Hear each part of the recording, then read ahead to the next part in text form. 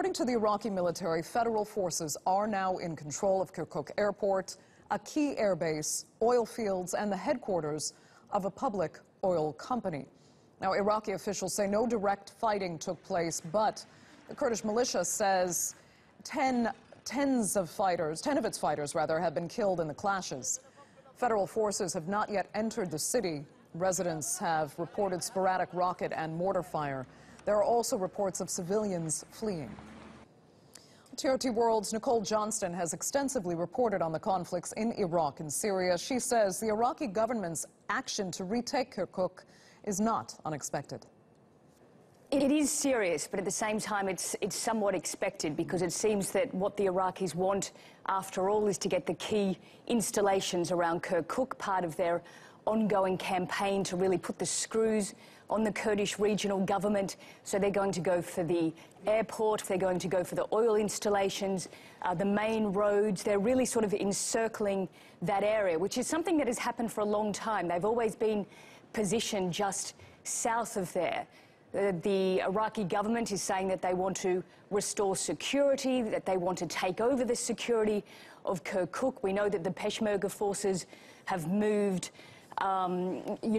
closer and closer to the Erbil side, so they are withdrawing. But even within the Peshmerga forces, we can see that there's a big division. So the forces that have withdrawn are allied to the PUK, to the Talibani clan. And then on the other side, we have the Bazani clan saying that those Peshmerga who have withdrawn are sort of betraying the KRG. So it's a big mess. It sounds like it. And I mean, will we be using the term civil war to discuss this soon enough? It's difficult to know. Of course, we hope not. The Iraqi people don't want that. Both sides are saying that they don't want that. At this stage, I would imagine that they're using these pressure points as ultimate bargaining chips. I mean, the KRG had hoped that their referendum, which, overwhelmingly passed with a yes vote for independence, would put pressure on the Baghdad government to negotiate with them for a better position in all these sorts of, issues to do with money and oil and the status of disputed territories that they wanted. They overplayed their hand. They didn't realize, I think, that the international response and the response from Baghdad would be so tough. Now Baghdad is putting their own pressure on them. They're moving in. Of course, it could ignite, but at this stage, both sides are saying that they don't want conflict. The Iraqi Prime Minister has said that he has told his forces not to attack, but to respond if they are attacked. Well, Turkey has welcomed Iraq's decision to send its military to Kirkuk. Let's speak to our Turkey political correspondent, Hasan Abdullah, who joins us now live from Ankara. Hi, Hasan. Turkey has been a very vocal supporter of the Iraqi government against the KRG's moves toward independence. Now that seems unwavering as the Iraqi military moves in. But clarify Turkey's stance here in how much military action it would back.